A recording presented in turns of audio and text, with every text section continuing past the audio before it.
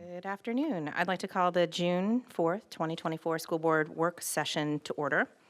First, we have an update on Bensley Elementary School and Falling Creek Middle for 2024-25 from Mr. Davis.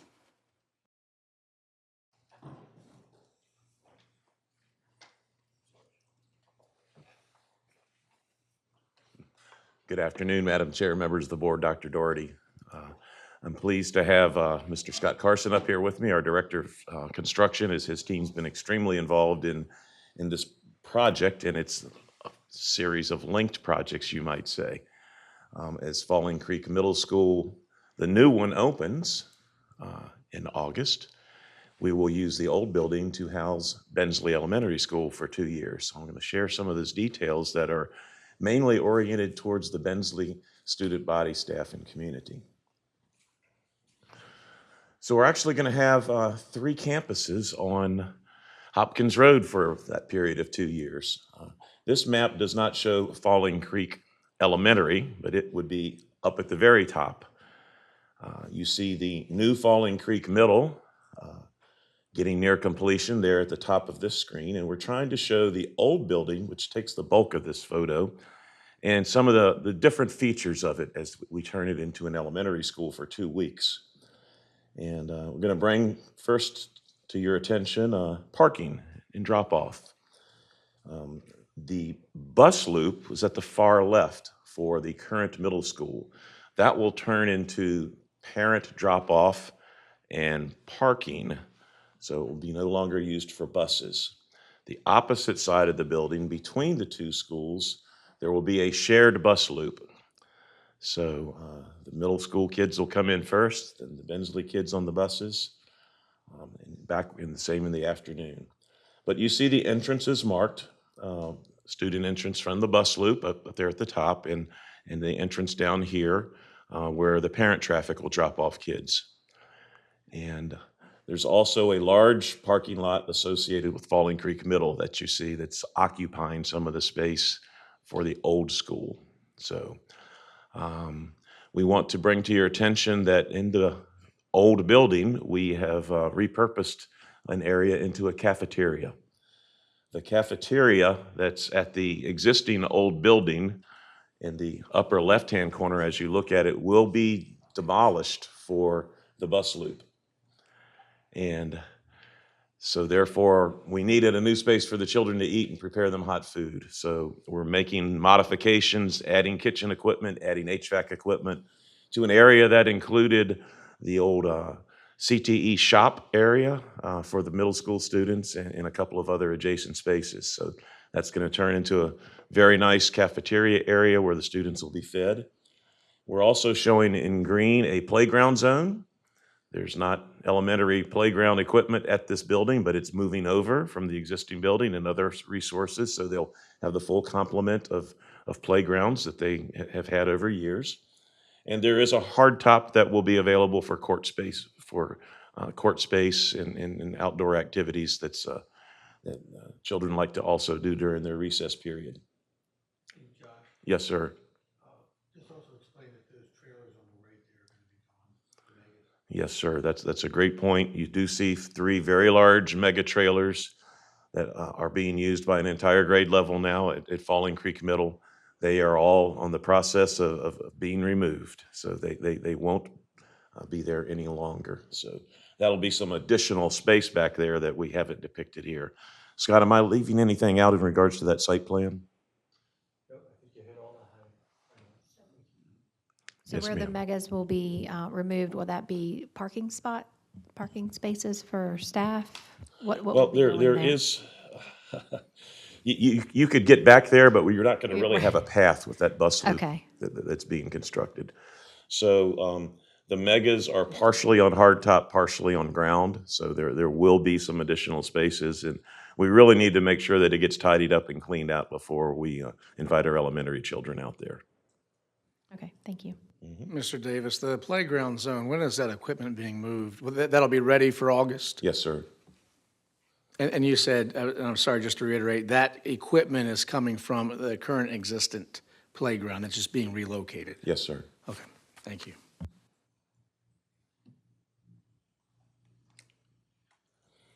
This is a floor plan. And it's got a legend that you can't read in regards to the color coding. But on the right is what we would call the second floor, and on the left is the larger first floor. We'll talk about the first floor. It will include the older students, fifth grade students in the bright blue on the right side, light blue, I believe, is fourth grade students. And many of the resource areas are here. They'll have a much larger gym, even though it's not a large gym at all for middle school, but it'll be more than adequate for elementary. And they'll have things such as STEAM, music and art and math and reading and CIS rooms. All of that's going to fit downstairs. You see some rooms that are blank to the just below the auditorium. So they've got some elbow room in case there's some unexpected growth or other programs that pop up. They do have space here to do even more if they need to. And you see that cafeteria and kitchen labeled in the upper right-hand corner of the first floor. The second floor is where the younger children will be. And again, they're color-coded. In brighter red is kindergarten, yellow is first grade, green is second grade, and orange is third grade. So we're working hard on things such as restrooms to ensure that they have the appropriate fixtures for the younger students. Many can be used the same. One difference is we will not have individual class bathrooms in classrooms at the kindergarten and first grade level like we do at our normal elementaries. So those community bathrooms will be very important. We're still in the process of working out details with Patrice and her staff, and if we need to change out some fixtures to make things a little shorter for some of those students, we can do that. One important piece is their bell time will change. Bensley was formerly on what was called modified Tier 1, arriving at 7:45, departing at 2:15, and they're going to move to Tier 2 because of the fact that we'll be housing 3 student bodies along Hopkins Road. So Falling Creek Middle will move buildings, but they'll stay on the same tier, Tier 1, as the other middle schools. Bensley will go 45 minutes later. That information has been communicated to families several months ago when we had our open house and discussion. So they'll get there at 8:30, depart at 3. Then Falling Creek Elementary will remain on Tier 3 from 9:25 to 9:55. And again, Falling Creek Elementary is on a regular schedule as opposed to year-round. So all 3 of these will be in concert every day. But it is noteworthy that our transportation demand will be a bit exacerbated for our Area 1 office during Tier 2. We're adding a school. We didn't take anything away. So if they have a day where 5 or 10 drivers are out, that might push us into some double back situations at the high school or the elementary schools. We're hoping that they'll be robustly staffed as they are today with some backup drivers ready to take care of that demand. But it is worth noting. And finally, a schedule to show you some of the transition involving both schools. When it says packing at the top, that's faculty at both Bensley Elementary and at Falling Creek Middle going to their next buildings. We've passed the last day of classes. We're coming to the finish line in regards to the new middle school. We expect to get a certificate of occupancy here in a couple of weeks. We're going to move the middle school office staff later this month, that week of the 17th. The dismantling and moving of the mega trailers, that's not a 1-week project. You see 4 weeks beginning this week. Construction of that bus loop between the 2 buildings. Once the megas are out, kitchen gets demolished, we construct that bus loop, and that'll be important. Now back to staff and faculty. The Falling Creek Middle faculty will have their belongings moved in late July. They don't report to work for another couple of weeks after that. And then the Bensley staff and faculty will fall in the next week, which is the final week of July. And we see the ribbon cutting noted here. It's August the 1st, right as we have our transition. We're excited and looking forward to that. And teachers will arrive and set up over that 2-week period. First, the new teachers in the week of the 8th, and the remaining teachers during the following week. And I'm sure some of them will be there early. And we'll be ready for class on August 19th at both buildings. So I'd be happy to take any questions, and I'm sure if I can't handle them, Mr. Carson can. Thanks, Mr. Davis. Board members, any discussion? I did have a question. We had mentioned before about the YMCA. Did we get any confirmation that they're going to be able to offer before and after at the new site for Bensley? Okay, thanks. Because the time shift might help them if we had YMCA there, if the, in the morning, that would be helpful. That was my question, thank you. Thank you. I want to go back to the slide with the overview. Yep, nope, sorry, floor plan overview. I Yes, sir. apologize. So you said something that just made a light bulb go off for me. With our kindergarten class, we're going to be having them use the restroom facilities with the same fourth and fifth grade students simultaneously, or that's separated? The fourth and fifth grade students are downstairs. They're on a different floor. On that first floor. The kindergarten students are in the upper right-hand corner here of the second floor. Okay. But we don't have obviously the bathrooms inside those classrooms because they're being repurposed. I understand that. Yes, sir. Have we given thought as to how that's going to work with transitioning those students out of the classrooms back into the classrooms and what that entails? Well, that's a building level decision in regards to how often they go, you know. No, as opposed right, to I on understand demand. that. But- I understand but I that. know they're going to be going more often than they say the fourth and fifth graders. And it'll be perhaps around recess and lunch. Those are kind of Right. spots, you know, right away. They probably take care of them first thing in the morning too, as they get their breakfast. They can go to the bathroom, get settled in. So, sir? Yeah, and just what I would envision is the same way that, like I see CECLA, when I'm down at CECLA, not all the rooms have bathrooms in there, so they have periodic times where they will take the students and work with the aides and everybody, and that's their time. And so they do it several times during the day. But the bathrooms are also fairly close for them, that an aide has to take somebody, they could take them pretty quick.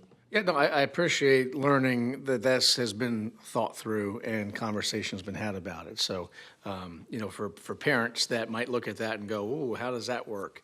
To have that answer readily available, I think is important. So I appreciate that. Thank you. And I'll make one final note, sir.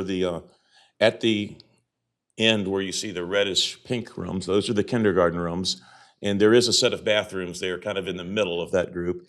And at the other end, those are the first grade classrooms in yellow. So they will also have that immediate proximity to the bathrooms. So I'm sure there'll be more traffic than than usual. And it will be a challenge for our staff and faculty. And students will have to learn some different habits, perhaps at slightly early ages. Thank you. Yeah, just to kind of echo on that topic, had conversations with the principal, and they're fully aware and making all the logistical decisions necessary to make sure that this runs smoothly. So I appreciate your team. I appreciate Dr. Wilson's team, because this is a lot of moving parts to move a elementary school, but I think obviously it's the best decision for Bensley students as we look to get a new Bensley in the next couple years. So thank you very much. Thank you, Mr. Davis. Next, we have an update on major maintenance and summer capital improvement projects from Mr. Davis, Mr. Carson, and Mr. Thumma. Okay, so we have a lot of fine things to discuss in operations, and I'm going to briefly talk about transportation and school bus modernization. Transportation's had a great year. In regards to staffing, I think the most vacancies they had during the year was 20, and they were close to 0 to 10 for much of the year, and it reflected in their ability to get students to school on time. At least 97% of the time. In one quarter, they achieved 98% of the time. But the bus fleet is worthy of continued attention. We're not dropping the ball on our drivers either, because that's very important. You might have noticed I've got a little ribbon. I drove a school bus yesterday for the first time. So I got my participation ribbon for driving in the rodeo. Ms. Heffron, you're going to be taken care of this evening by Dr. Fries. And one of the best photos, we're going to save that photo. But she looks like she's happy to be coming off a roller coaster. But our bus fleet is a little under 700. And when we're fully staffed, that uses all the buses, which we're grateful for, that each driver has a bus, include our sub-drivers. We have some designated for activities, field trips, training, and a healthy group of spares that we really needed. And, our special education students get unique equipment, and that's found on 162 of our buses now. But it's old. We still want to strive for that 15-year replacement cycle. We've made some strides in the last 4 years. We even had some CARES funding that helped us about 3 summers ago. A couple of the years were a little leaner, but the last year was very robust. But we're now at the point, instead of 270 really old buses, we're down to 223 that are ages 16 to 25. We went for about 5 years where very little was bought after the Great Recession in the right before 2010. And we still are missing climate control on those 225 old buses. And the points about the old ones, they're more expensive to maintain. They're down in the shop, so their readiness is worse. They break down more frequently. And they don't meet the clean diesel emission standards, which took place in effect in about the year 2010. So these are polluters, and so there's several reasons here that we want to replace them. And they actually operated a graveyard or boneyard. I took a picture of it, but didn't include it here. There were 39 old buses lined up between CTC Courthouse, because that's where they find parts for these old buses. That you can't find parts for those buses anymore. So we kept some corpses in the boneyard, and have recently moved them for some other projects that are coming down. Bus breakdowns perhaps contribute to our late buses more than anything else. When they do arrive, we had when got my attention in October when Calvin said, "Hey, we had 36 breakdowns this week." Okay, that's not good, including 16 with students on board, and it is dangerous at times. You might be in a nice neighborhood, you might be right next to a school when you break down, but sometimes it's raining, it's windy, and you might be closer or on a highway, and transferring kids from their broken down bus to a new bus is not a positive thing. So we need about $8 million a year, and to get to where we need to go. The county recognizes this too. We had some great dialogue about a year ago. They really turned the crank in regards to their shop. Readiness has improved despite the old fleet. They were about to close one of the shops down. We said, please don't do that. Continue to use it for special needs buses. And so they kept that facility open on Walmsley Road. They hired some more mechanics, and as opposed to an average of 20% of the buses being down on an average day, it's been more like 10%. And that's where they need to get and to continue. But our current operating budget is at $2.4 million. The county gave us almost 4.4 of the end of year funding in FY23. So that accounts for the backlog of buses that we are ready to receive from Sunny Merriman. We've got multiple orders. The supply chain is such that it can be as long as 10 to 12 months from when you order a bus to when you receive the bus. But we do have some that are coming in now. And I put the final bullet about possible other revenue streams. There's been some renewed dialogue about the Stop Arm Camera project, which would enforce and send tickets to the hundreds of citizens that pass our school buses every week. And the police seem to be far more interested. And I'll believe it when it really comes true. But the revenue that's generated from that certainly could go to support school bus modernization. And I think we have some folks in county that have seen the light on that too. So I think that's all I have on school buses. I'll take some questions before we move on to the other topics. Mr. Davis, what is the projected revenue off of those cameras? Well, there will be a contract between the school division and the vendor. Each violation would generate a fine of $250, some of which would stay with the company that operates the system and does some of the work for us. And then the rest of the money would come to the county. We are aware of other localities that have received, after the vendor gets their slice, of more than $1 million a year. So that would help. Correct, yes. And I think the number could be even larger. What we really want is for those numbers to go down. Correct, we don't want people we want them to learn their lesson. Buses. Correct, yes. This is a safety project much more than a moneymaker. Yeah. But so Yeah. we'll see. But I appreciate I appreciate your comment, because you're 100% correct. We don't want people violating the law and putting our kids in danger by, going by a bus that's stopped with its lights deployed and the arms out, and, a child is disembarking the bus or embarking in the morning. So, no, great point, absolutely. I was just curious, because it will happen, right? We're aware of that. So roughly, you're saying maybe about $1 million revenue. Should that play out the way other districts that you had Good. conversations Yeah, with? and So, some of those districts are smaller than us that are realizing it that Yep. much. And we have counted the violations and done surveys, so we know there's an opportunity for more safe transportation and road networks for our Chesterfield students. right, okay. And so that's the number one objective, and revenue will be generated. I think supporting school bus purchases is a great spot to send it. Absolutely. Thank you. Mr. Carson's going to talk about one of our maintenance topics. We've got two. We've got Mr. Carson and Mr. Thumma, so I'm going to turn it over to Scott. Thank you, Josh. Good afternoon, everybody. Pleasure to be here. I'm happy to report that my department, the construction department, is just entering what we call its busier season. Start off with a bad pun. Anyway, we usually start these presentations off with where we stand financially. And I think it's important to look back before we look forward and look at how far we've come along in terms of our expenditure. And it's not simply that we like to spend money, it's that we like to spend money effectively with purpose.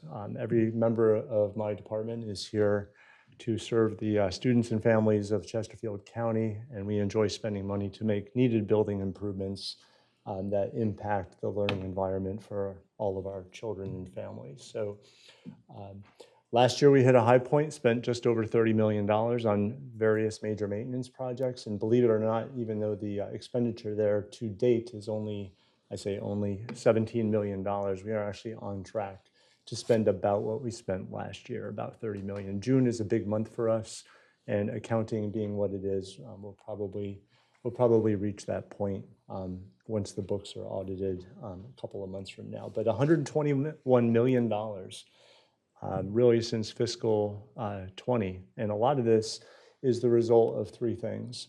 How do we choose our projects, or how are our projects chosen for us? So three basic components to the major maintenance program. The PMP, preventive maintenance, which is really stewarded by John's department. He'll probably speak about that a little bit more. But the preventive maintenance program identifies ongoing issues with various systems and components of those systems over our millions and millions of square feet of building space. And we take on those projects that are generally $50,000 and greater in need of replacement or repair. District initiatives, wonderful recent projects, much like our security initiatives, our vestibule initiatives. Those aren't necessarily identified in the preventive maintenance program, but those are things that make the life and function of our school that much better and create stronger and safer learning environments. And lastly, facility condition assessments. We undertook a major initiative with this in 2017 through 2019, even through today. What is the condition like in our buildings across our $1 billion plus portfolio? We now do a lot of this work in-house, mainly through our facilities and maintenance department, but we need to identify when things are getting close to the end of their useful life, and we can plan ahead through this assessment process in a more judicious manner when it's time to replace things without failure. So three main ways projects get selected. So going through some recent highlights, just for a little bit of Scott, background. Yes, Madam sir. Chair. Scott, I know Mr. Holland's here, I want to recognize him, but also, a lot of the money that you showed, $121 million, from, a lot of it was from the county in helping us. And I want people to know that the county had a big partnership with us. excuse me, to make sure that we could get this done. And I know Mr. Holland was a big cheerleader for us to get that funding. So I want people to know that that $120 million was a big partnership with the county. Well stated, that's correct. In 2020, forget the name of the bond, Kalen, but we got a bond. A revenue bond. So thanks to the county for that assistance in getting that revenue so that we could make needed improvements, one of which included the James River High School complete rooftop air handler HVAC replacement, along with our variable air volume boxes, building control.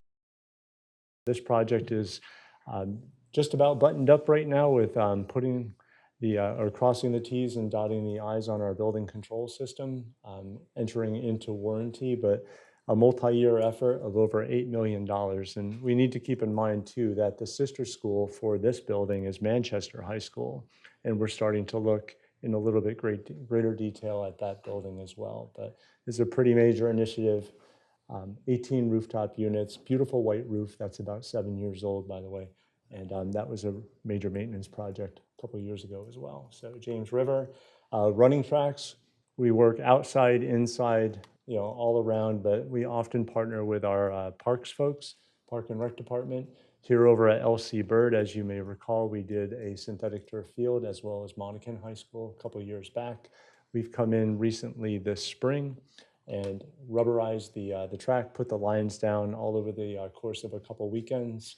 And now Bird, I'm sure they did fantastic this year, new rubberized track, as well as recently we completed a new asphalt track over at Manchester Middle School, and I've listed Monacan High School there. They were recently redone as well, but some recent work. Also, primarily through DCIF and DIF funding, we replaced a lot of scoreboards across the district. You see a great shot of the Matoaka board over here in the foreground. Again, across the district, replacing aging infrastructure using primarily a county-funded source. So, ongoing, we always have ongoing work, and one of the things we're able to do throughout any given year is do security projects, and those are very important for us and the district and our students. Here we're highlighting our Cell Booster project, which is a district-wide initiative focusing on the administrative areas in each of our schools, adding the booster antennas both in the building and up on the roof. And you can see what happened at Harrogate when we turned on the system. In the lower right, the needle went this way, not quite to 11, but for those of you who know that joke. But anyway, we are boosting the signal and really improving the quality of communication within our buildings. Along with that, we're focusing our camera work right now at various high schools throughout the district. And believe it or not, the next page, and you'll see this in a few slides, we're going back to Beulah, and we're starting to replenish some of our more recent builds as well. But ongoing effort, great partner in Dominion Lock and Security. Playgrounds, another ongoing effort. We can do these throughout the year. We love playgrounds. We do a great job. We work very, very closely with our playground committee, a group of well-educated folks, both within the CCPS faculty and family, and we involve the folks from the Park and Rec Department in that effort as well. We have standard playgrounds for the various levels of engagement from pre-K, K through 2, all the way up to 3 through 5. We have standard equipment, and we just love opening day when you see the look on the faces of these young students, just how they love it. And it's great to see some of those domes there too. That reminds me of the olden days where there was a little bit more risk in playgrounds. Roof restoration.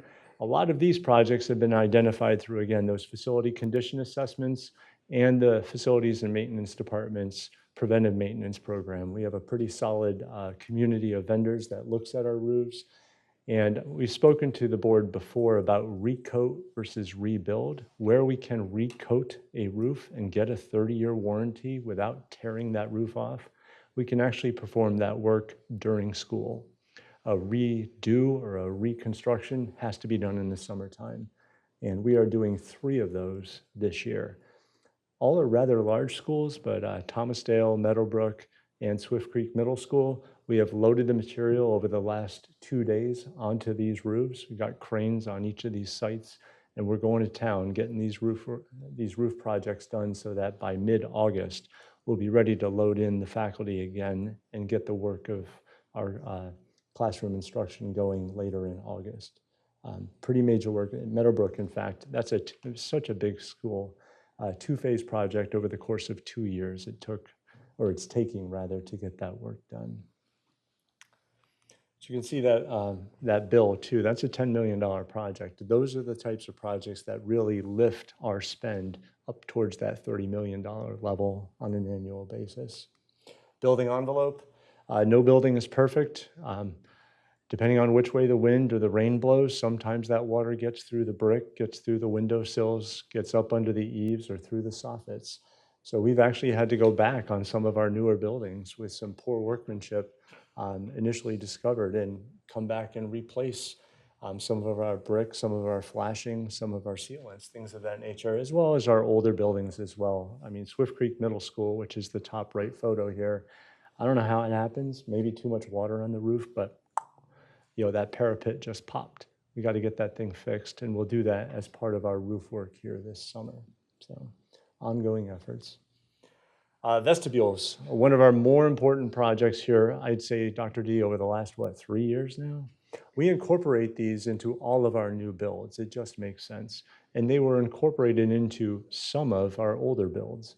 But over the course of, 3 years, nearly 40 sites we're coming in, and one of our main objectives is obviously to create that locked vestibule space, engage our customers or our public, have them check in at the main office, make sure their credential is proper before they enter the school. In fact, we just caught one of our own contractors 2 days ago over at yesterday rather.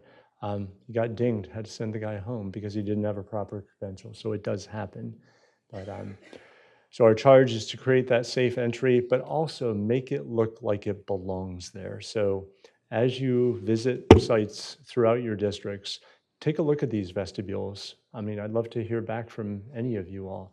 Tell me if it looks like it was meant to be there. Manchester's a great one here with the blue and orange, which I'm partial to, but that's been painted since then. But James River has the same type. Salem Elementary School, and of course CECLA, which Dr. D mentioned before. And Scott, your team, the contractor's done a great job walking in, and they look like they've been there the entire time. But knowing, when I've run into parents just in the schools, they feel a greater sense of security for their children because you just can't walk into school anymore. Yeah. And I think the office staff even, deals with that. And I think just the more we do with the security and the things we want to put in the budget this year will even enhance what we're doing with even with the office spaces that are redone. Yeah. And Scott, I just want to reiterate that for the Manchester High School, when we first took office and I walked in there with Dr. D, it was free range. As soon as you walked in the door, you go wherever you wanted to go. And it was the very first question I had was, I don't think it was a question, I think it was more of a statement of, I don't like this. And Dr. D said, oh, calm down, it's okay. We're going to have a vestibule built here soon. And then in one of my subsequent returns to Manchester, it had been built. And what a difference that made to direct us directly to the office. I was not able to access wherever I wanted to go. So, and parents from Manchester, I've had conversations with in regards to that. So, nope, thumbs up on that to you and your team and the contractors. Yeah, Kathy Sylvia is doing a great job there with her team. So, so that was phase 2, and then phase 3. I mean, Bailey Bridge on the top right here. Drive by, it does not look like that today. Tomorrow, it's going to look, in my mind, better because they're starting demo tomorrow. But they've cleaned it. We have a great BOS over there, and he helped us clean this place out, and it's going to look splendid. Chalkley and Swift Creek Middle rather, are all included here. We have got a lot of work to do over the next 6 weeks, but again, when you walk through these, generally on the first day of school, they're going to feel like they belong there. So some of them are a little bit more challenging than others, but that's okay. So that's phase 3, and then we'll be done, and we'll be looking for something else to do. So thanks, Dr. D. Okay, so currently, we are district-wide, generally speaking, on these electronic message centers. We have had a hodgepodge of signage at various locations throughout the district. And as I drive around, I've got a daughter who works for libraries, and I like parks too. But they all have signs that kind of look the same, that clearly identify it and call it branding, if you will. We're working on that CCPS brand using the new logo, for instance, that our communications team developed, and creating more of a branded effort across the district. So that an elementary school is a certain type, or a middle school or a high school is a certain type of sign, clearly identifiable throughout the district using our new brand, which is right there behind you, and the logo or mascot of the school. Tally Signs is a great partner with the school. In fact, we're using them for our CIP efforts as well. So we just went over the shop drawings earlier today for Falling Creek Middle, and we're about to look at them for the West Area Middle School now too. So district-wide, we'll have these up and running with the exception of West Area Middle School by the start of school this year. So we're happy and proud to be doing that. All right, currently, I think if you all know about our mega trailers, we talked about the Falling Creek Middle School mega trailers that are being dismantled this week or starting this week. That's a multi-week process. But going around the district, the bulk of those trailers at Falling Creek they'll stay within the Dale district, but they will go down adjacent to what we call the Paramount trailer or the Welcome Center and CTC Courthouse. And we'll create the new Chesterfield Virtual School between CTC Courthouse and Gates Elementary School. That's kind of shown in the purple on the bottom left of this graphic. To the top right, the square trailer, that's actually going to be for our SPED office space. We're going to have 9 full-time people in that building, as well as their storage and quote workshop. So they do break fix, they assist our various SPED students with their equipment. They're a resource district-wide, so we'll be able to house them here in a more functional space than what we could have offered them over at Springline over on the north end of the county here later this year. So other locations we're looking at or working at, we have Woolridge Elementary on the top left. We use the blacktop. We actually got this trailer installed over spring break. We like to get to work early. And Swift Creek Elementary School, I have a beautiful garden right next to that trailer. So I took this rose photo. It's, occasionally, but they've got that trailer assembled now, and they're working on the wiring inside, getting that trailer ready for our students this summer. And next up, I mentioned CVS, but also we're working over at Clover Hill Elementary School, working on getting those trailers pulled out, the existing single trailers, so we can install the mega in that location. Big summer for our trailer program. We got one guy working on this, trying to keep him real happy. I had a question before yes. you move past the trailers. So that square trailer is going to go CTC Courthouse as well? Sure, that's in the back where presently we have a couple of single classroom trailers in that location.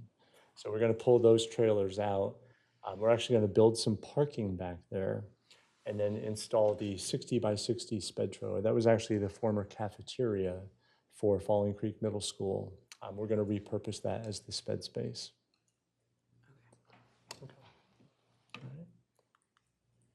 All right, flooring and surfacing.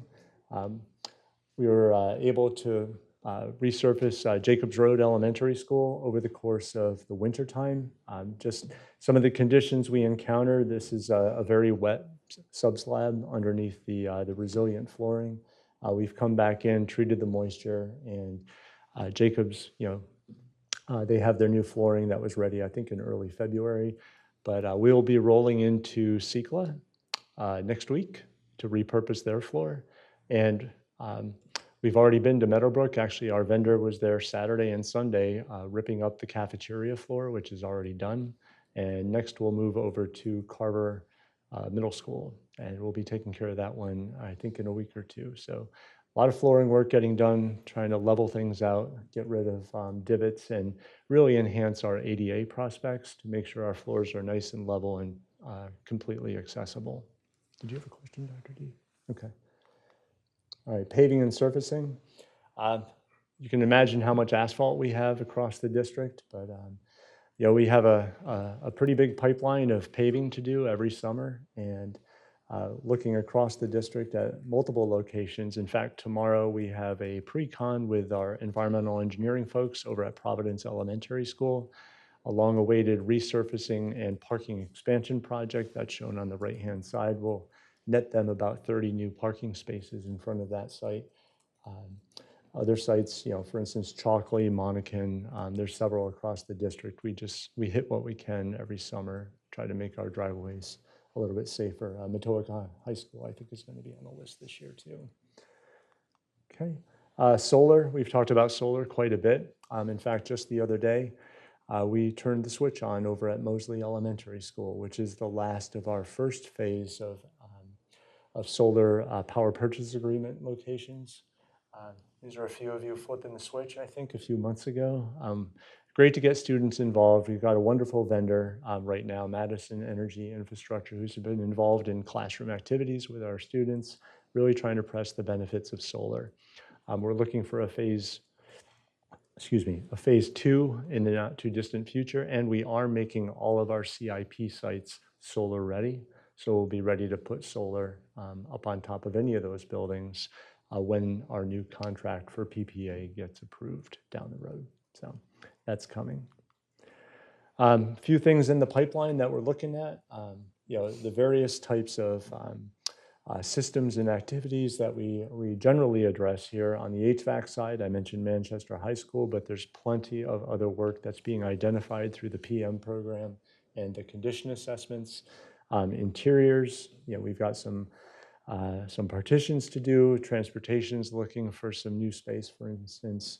Site work, parking, roadways, other types of infrastructure, including band towers. Those are coming our way here in the next couple of months. Structural envelope, our brick and mortar, that always needs repair. So there's plenty of things in the pipeline to consider. Roofs, again, we've got a lot of space under roof. That work never really goes away. It's just a matter of how quickly you can get to it and do that recoat versus reconstruct. I mentioned Beulah, and that will probably be followed not too long after by some of those other CIP sites, fire panels, electrical systems, and other mega trailers. As we consider the needs for those across the district, we're a growing county, and we'll have that dialogue and determine, hopefully, at least for my sake, 12 months in advance. It takes a lot of planning to get those things done. So plenty of work to do, and we're looking forward to doing that. Before I turn this over to John Thuma, are there any questions for me?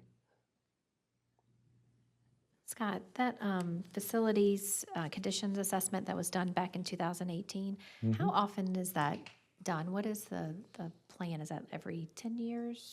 The best practice is every 5 years, okay. But if you can do it, and John can probably speak more intelligently to this than I can, but it's good to have a handle on what you got. Sure. Yeah, but you need, Yes, okay, perfect. Just keying you up.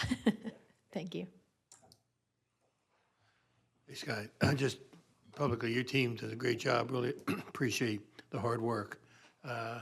Just on everything you presented here, it would, I think, blow people away on how you guys can get it done. But great teamwork with the hard work you do with the county, with the community, and I hope people can appreciate all that occurs. And this summer, it is get out of the way of the facilities people. That's all I can say, because they're nonstop, and it's a short window of time. But great job by your team. we appreciate that. You're a good coach. Thanks.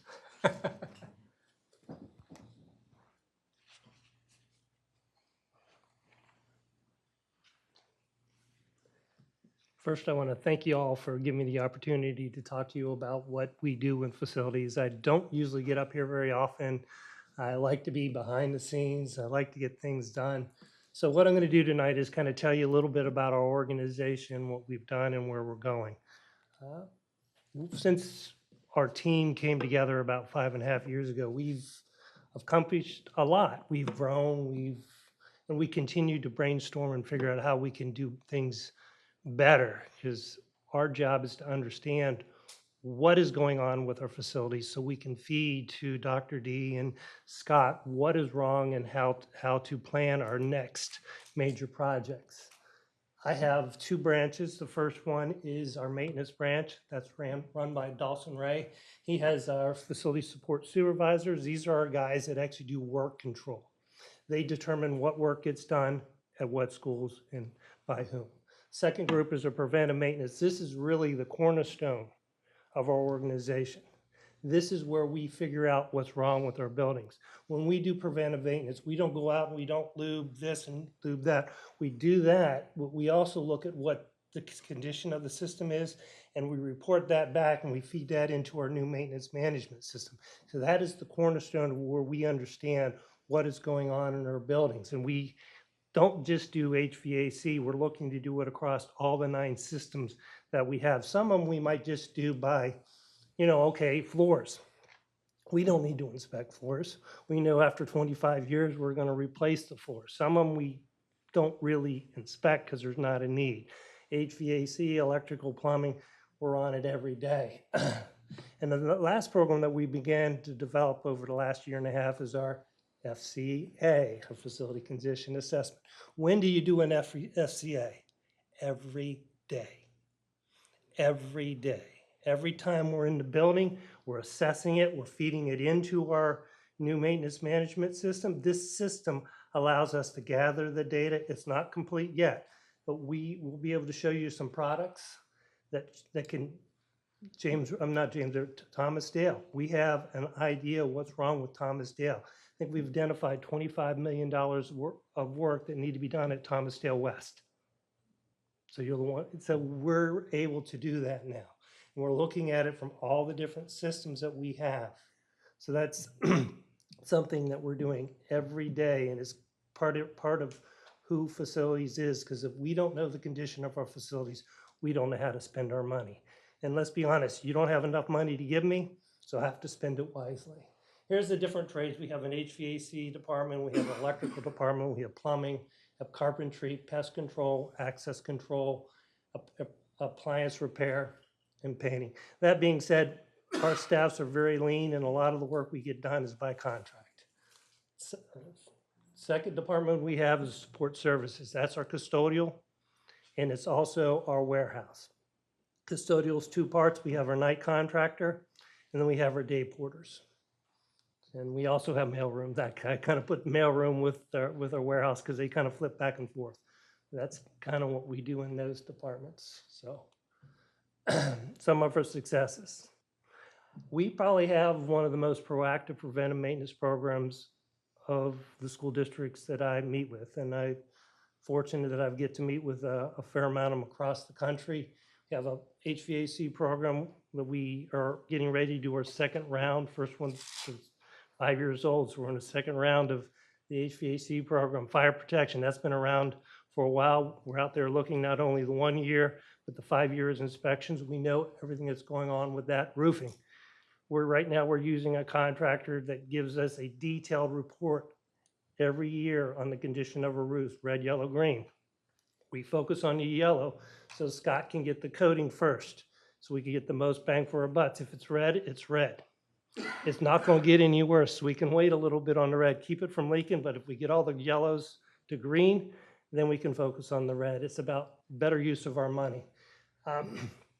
When I got here, we had the BAS system, which is made by Siemens. It's a system that went non-functional as of, we got it up and running, but it is not supported by Windows 10. So we're now switching to Tritium. It's something the county is also doing. And this will give us a lot more direct access and allow us to do some of the energy management that I want to do down the road. This is probably a long-term project. So first we're going to do a conversion of the existing equipment. Then as we do HVAC replacements, we'll be putting the detailed equipment that needs to be done to do what we need to do. Custodial program. We've been APA 2. We're on our second round of contractors. And that's looking pretty good. We're developing our FCA in-house. This is something that is unique. Not a lot of school districts are willing to do this. I think it's the only way we know what our facilities are. If we do it ourselves, we know what it is. If you pay somebody else, I looked at the one we did last, I was not happy with it.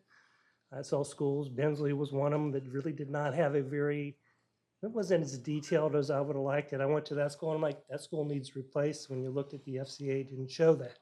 The one that I will create, the one my team will create, will be true information, what's going on in our district. So, and then we've consolidated our inventory. Okay, we've awarded our new contracts. 3 of the contractors are the ones we used before, ABM, Golden Gate, and Excel. Got a new contractor, HCS, and they seem to be doing fairly well. We're going to be starting summer cleaning, which is exterior power washing, bleachers, scrubbing and relaxing of our floors, detailed walls, furniture, high surfaces. So we'll be doing that all summer. High schools will take about 7 weeks. Elementary schools will be 4 weeks, middle schools 5 weeks. The schools that are currently used as our summer schools will be done immediately right after summer school's out, and we should have it all done, minimal rework by the time school starts. So here's some pictures of our cleaning. Okay, I've kind of talked about this slide. Our preventive maintenance program is not preventive maintenance. It is overall condition assessment and doing what needs to do for preventive maintenance. We use multiple different contractors to do this. Here's an example. And y'all remember what happened in Richmond, right? School burning down. Before that happened, we had a contract over in procurement to go out and assess the condition of our HVAC, our electrical panels. Here's 2 examples. We actually found one that had burned, no fire, it's been repaired. Another one that was very hot because it was overloaded, it's been repaired. We've been through 2/3 of our schools. Our 2 oldest schools are done. Next year we do our new schools. So we've identified problems before they were catastrophic. And so 2/3 of our schools have been done. The ones that are remaining are our newest schools, less likely to have problems. We've also identified that with this survey, we know which equipment is now obsolete, so we need to look to plan. As we plan to replace, we'll keep the replacement parts from the systems that we're taking down because we have a boneyard. And we take that seriously. If we know what we can and can't get. And if we can't get it, we keep it. So we'll be looking at Bensley real shortly. So here's some of the major maintenance projects we're working on. We've recently taken over the HVAC for major maintenance within facilities. We've kind of are shifting the way we look at things. We just don't go out and do a design. Before we do a design, we actually get a commissioning engineer to look at the building to understand how it's currently operating. So when they do the design, we know we can address the issues that are within the building. So it's not just go out and do a design. It's first, let's understand what's wrong with the building. So when we do the design, it'll be done to fully fix all the problems. We got 4 schools we did some commissioning studies on. Gates, Evergreen, Gordon, and Swift Creek. We had some humidity problems identified this past summer. We took a commissioning agent out there, identified the problems. We did short-term fixes using maintenance money, and we're going to have 4 projects that we're using major maintenance money that will address the humidity issues within the schools. Meadowbrook, we're going to be doing the entire school, top to bottom, just like we did at James River. And there's some things that are going to have to change that may not have been caught if we wouldn't have done the commissioning first. And I guess, again, we talked about the conversion to tritium, and that's going to give us a lot of flexibility. It'll be cheaper than, because it's an open protocol system, so we can have different vendors do the work. Okay, we spent a lot of money in HVAC. I think this year we're probably going to spend close to $4 million in maintenance alone. That's the day-to-day stuff. That's air-cooled chiller repairs, that's your automation controls, it's just parts going bad. I thought the trend would start going down, but I guess as long as we didn't do the work, it's going to take a little bit longer. for that trend to come down. We do cooling towers. We'd all do all the stuff you guys really don't see but break. So when you get a call about something that's hot, it's probably one of these systems. It's not the whole big thing. If it's broke, we fix it. So here's some examples. James Bailey Bridge, Jacobs Road, Robius. This is Thomas Dale. We're on top of Scott's major, mega trailer program. We have a small program where we own like 200 and some odd trailers. We're going to be moving 40 of them this summer. Good part is 19 are going away. They're over 30 years old, so they're going away. This is thanks to the mega trailer program. We're going to have less kids in the little cottages and more kids in the big classroom environments. So we are having 19 going away. We're adding new ones to Falling Creek Elementary School, Curtis, Henning, and Alberta Smith. And we also are taking the very old trailers and we're replacing them with new trailers. And we're doing that at Falling Creek, Hopkins, Meadowbrook, Robius, Salem Church, Swift Creek, and Tomahawk Creek. So we're going to be very busy. Most of this hopefully will be done by contract. We're doing a lot of carpentry work with fencing. There's a amazing Viola. We had to add some new fencing. There's a project at Alberta Smith along the highway to keep kids from getting to the road. Next slide is we have a relationship with environmental health and safety with the county. This is, to me, a very good thing. I don't get to make the decision what's healthy and safe for our kids. My team doesn't make that decision. Anytime we get a question about anything with the health and safety of our kids, we give it to these professionals. They give us an answer, and then we respond to whatever they tell us. This is a wastewater treatment plants, potable water testing, indoor air quality. Anytime anybody makes a call about indoor air quality, it doesn't come to my team. We immediately send it to them. They assess it. Whatever they tell us to do, we do it. We have a lead and asbestos program, hazardous waste. That includes things like light bulbs. They help us with the school and safety inspections, band towers, stadiums, any kind of grandstands. They do all the inspections for that. Playground safety. They're also on that playground committee, OSHA record keeping, and they also do all our training. We also have a very good relationship with Parks and Recs. They do things like landscaping, grounds maintenance for our schools, snow removal, tree and stump removal, playground repairs, drainage issues, pavement repairs, anything really related to the exterior of the school, they help us with that. They're a very, very strong partner. Anything we ask them to do, they're incredibly helpful to us. Resources to maintain CCPS facilities. Our portfolio latest value is about $2.76 billion. It takes 3% to do the maintenance and operation benchmark. It's kind of a standard, which is $83 million. Currently, we're getting about $67.8 million. Never would expect to get the full amount. I've been doing this for almost 40 years. Even when I was doing much more critical C5I type stuff, didn't get it.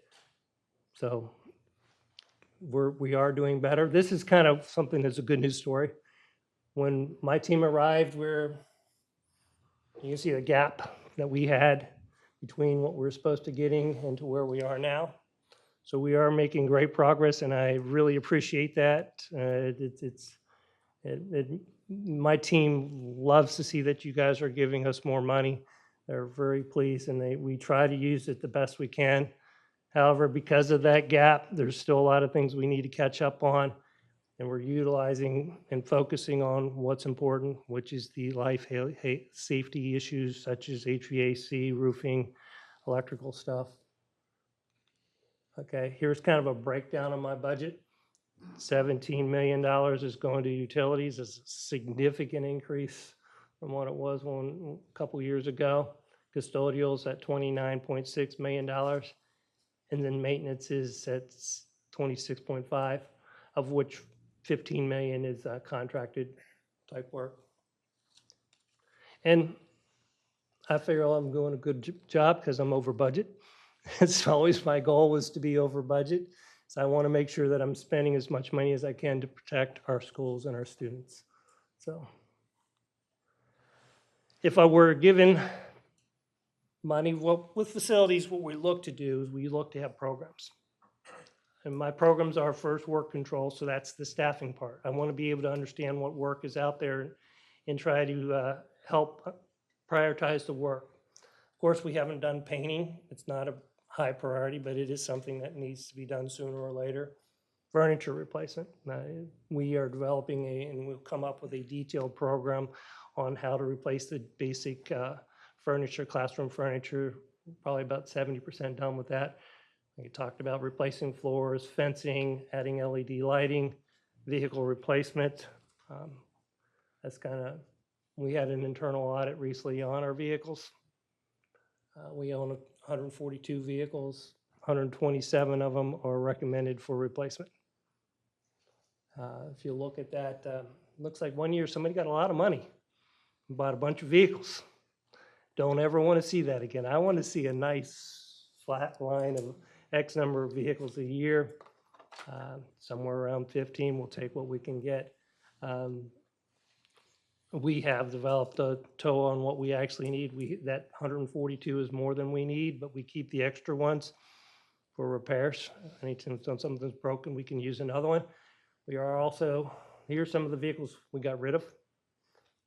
So it's not like we're getting rid of anything that's new. And we're being creative because we know that you can't give us all the money now, so we're getting surplus vehicles from the county to keep us until we can get the vehicles we need. And these vehicles are, for our fleet, in great shape, going to be used immediately. We appreciate the county's support in helping us bridge this gap. That's where we are. Again, I want to say I appreciate everything you're doing for us. We'll continue to work hard and utilize the money you give us the best we can. Have any questions? Thank you, Mr. Thama. Board members, any questions? I don't necessarily, that was a lot of information, and both of you guys, well done, well put together. I guess I do have a question. You were talking about roofs, and you said red we don't mess with unless it's leaking. Does that mean red is going to be replaced? It needs replaced. Okay, gotcha. And as Scott said, the only way it can be replaced is in the summer. Right, of course. And I can also do a lot more yellow roofs for the money you give me than I can do red roofs. Of course, yeah. So the idea is to get as many yellow roofs out of the way so we can deal with the red. And when a roof becomes critical, it will be put on the list. But if we can keep it from being a major leak problem, it's better to do the yellow roof because it's less expensive. We might get 3 roofs done versus 1. So it's, again, just trying to utilize the money that we get the best we can. Yeah. So, Thanks, that makes sense. Yeah. Also, I have a question about painting. So it sounded like we don't paint, so do we? What do we don't well, I think this year we're paint? spending about $150,000. A recurring maintenance program for a district this size would be $1 million, $1.5 million. That's not important considering the budget we have. What's important is making sure that the HVAC systems are fixed. When we find a problem where there's peeling paint, and if it poses a safety issue, it doesn't matter, it gets painted. But just because it's a little dingy, that will not happen. But when it's, I think we got several projects this year where I said, okay, guys, what's really peeling? We're going to take care of that. We're going to address those kinds of issues. Just because it's hasn't been painted in 10 years, it doesn't get painted. But when it's a health issue, it doesn't matter, it gets painted. So. All right, thank you. I have a couple of questions. Previously, I think it was Scott who mentioned the signs, the electronic signs replacement, 415,000. How many signs does that cover? What's like the price per sign? Don't quote me. Oh, boy. It's a couple dozen. It's across four mag districts, and I want to say it's north of 20, Okay. give or take. Okay. And do we have a plan? I mean, obviously, we want to have uniformity, so I guess what's our goal? When do we think we'll have all of the signs? Right. Well, we were very fortunate in this case that the bulk of these are funded either through the DIF or DSIF funds, as well as some are partially funded by PTA or those types of associations. Think Evergreen in your district is one of them. So, but as funds become available, and generally these are grassroots efforts, year-end money or things like the DSIF that tend to fund these things. Okay. We don't typically fund signage out of our major maintenance pot. And even though each individual school, regardless of funding source, will they still need to adhere to a uniform sign? Right. As signs get replaced and we work, these are special projects. Each school has to fill out an application for it, put in a work request through the FMX system that gets routed through John's team, generally to our special projects people. We work with the school and the planning department to the extent that these need to be approved. And we have guidance for their design. Great. And then another question, do we have any plans to include outdoor air quality monitors at any of our schools? No, I don't have There's any idea. some grant funding for that, and As grants become available, we're happy to look. Dean is a great grants person. So. awesome. Okay. And I did just want to mention, just to amplify what Dr. Dougherty said, the vestibule retrofit has been seamless, and I've walked into a couple of my schools and not realized that the vestibule was added, because I was like, wait, was this here before? Because it absolutely looks like it fits, and it belonged, like it was just built there. So kudos to you all and your teams on all that you do, which is a lot. That's great. Thank you very much. Thanks. Next, we have an update on the FY25 budget from Ms. Campbell.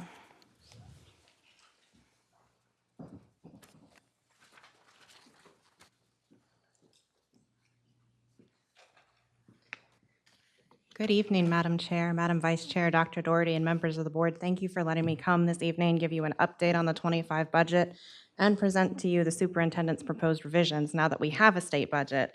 Mr. Meister is unfortunately not here to give you this good news, so I am very excited to present it to you. As you may know, the General Assembly, the House of Delegates and State Senate voted to approve a compromise on May 13th, and the governor signed it that very evening. Unfortunately, we still have to wait for that magical calc tool that VDOE puts together. We did receive it last Wednesday. It is under review by my office. It takes a little bit of time for us to process everything and make sure we have all the T's crossed and I's dotted.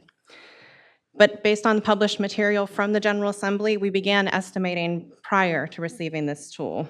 We will return for school board adoption of a final budget with an approval of amendments and a special session on June 17th.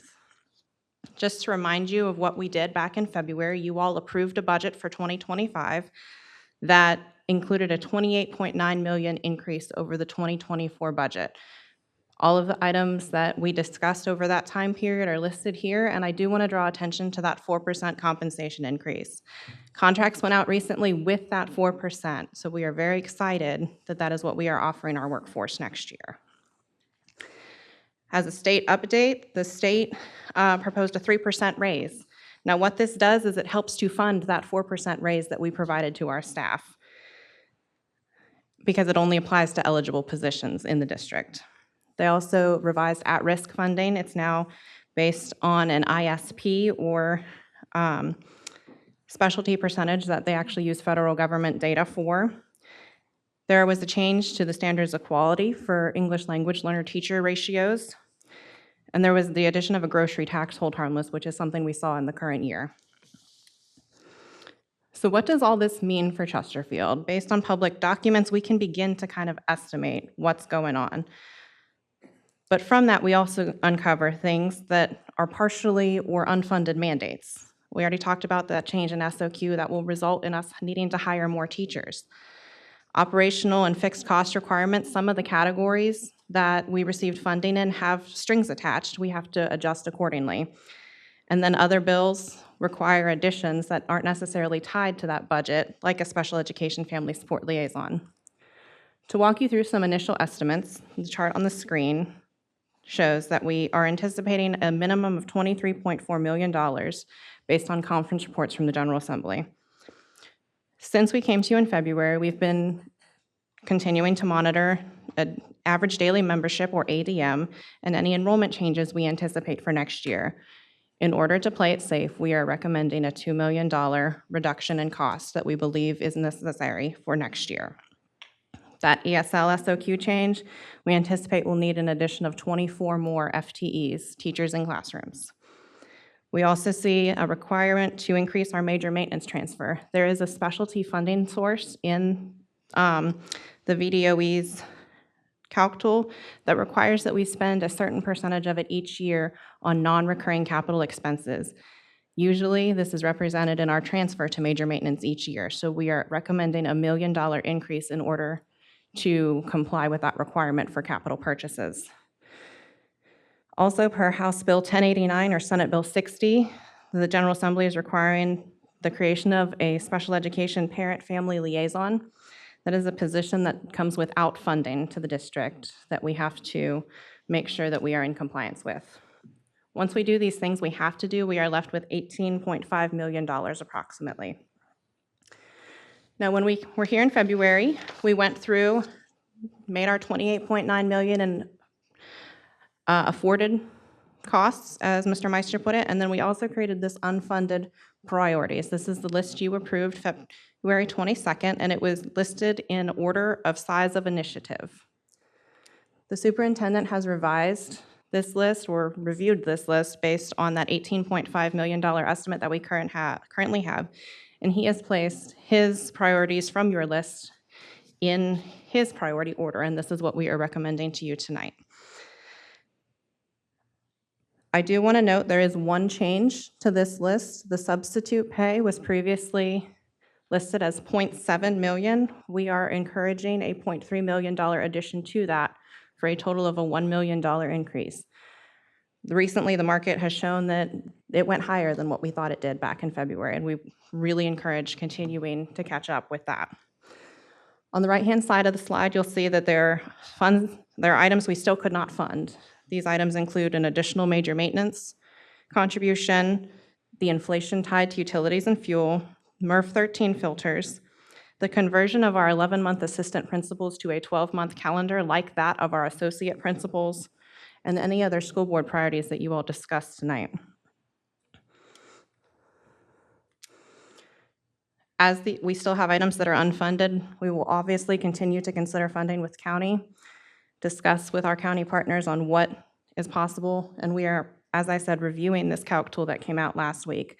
We are also evaluating how the actions of the General Assembly will impact our 2024 year end, and so that we can help advise and make decisions accordingly based on what our position for 2024 looks like.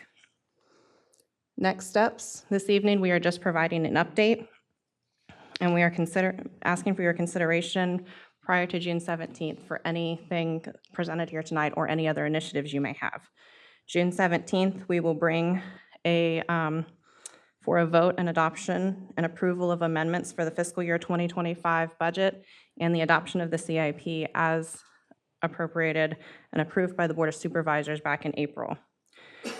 We are hoping to get all of this done at that special meeting so that we can make the June 26th Board of Supervisors meeting and ensure that our amendments are in place before July 1. That is what I have for you tonight. I'd be happy to entertain any questions. Thank you, Ms. Campbell. Board members, any discussion? Yes. Ms. Campbell, thank you for the presentation. I also like to recognize that Chairman for the Board of Supervisors, Mr. Jim Holland's here with us, and the partnership with the county has been extremely crucial. As the county continues to grow in size, our schools continue to grow, new buildings are coming up, staffing is needed. The list that was just presented to us as far as utilities and facilities and all the upkeep is just going to continue to grow. So it's extremely important that we maintain that relationship with the Board of Supervisors, and I greatly appreciate what the Chesterfield County Public Schools staff does in that relationship with them and their staff. I say all that to say, at times we're placed in the pickle, and the thing that I hope the community understands when it comes to the budget is these unfunded mandates. So essentially, the state is saying, you must do this, but then they offer $0 to help us get to what they're telling us we have to do. You know, 4th down and 1, right? We have to go punt and figure out, okay, how do we make this work? What are we doing? Are we going to not fund something else to meet this requirement by the state? So all those things are in play. And, you know, your team with Mr. Meister and everyone else involved, I greatly appreciate the time spent in all of this. And I just want to thank the Board of Supervisors because historically, as the years have gone on, their contributions to Chesterfield County Public Schools have increased dramatically, especially over the last 5 years. And so hopefully we continue that positive growth with them, but also being able to look at the needs of the schools and not have to say to a certain entity, sorry, we just don't have the funding for that. A county this size, to not have our budget already over $1 billion, that's a whole nother conversation as to why we haven't gotten to that point yet. But I just want to emphasize the importance of the relationship and also, you know, the unfunded mandates. And I say that because the correspondence that I've received from constituents in unfunded mandates and just having to explain what folks don't understand when it comes down to that. And so when we're adding, you know, for substitute pay, an additional entity to that to make it, an even million. Well, why are we adding more to substitutes and not to, whatever? It's because this is the economy that we're working with, and this is what we have to do to make sure we're competitive in our pay. So you didn't necessarily say it that way, but I did want to get that out there and make that comment. So I appreciate that. Thank you. Go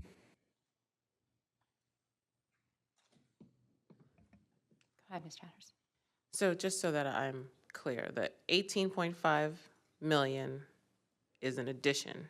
Is in addition to To what the we approved in approved, gotcha. February. So if I add those numbers together, I'll get our new number. If you were to add the 28.9 increase that we approved in February, Plus this plus the 18.5. 18.5, that would be the difference between our 2024 revised budget and our proposed 2025.